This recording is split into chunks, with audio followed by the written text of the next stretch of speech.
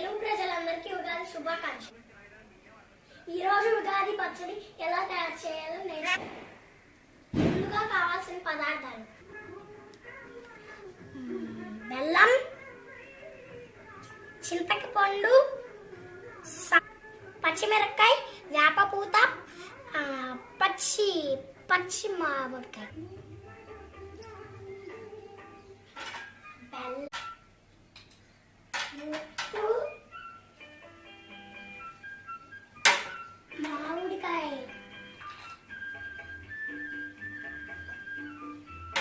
వేపపూత,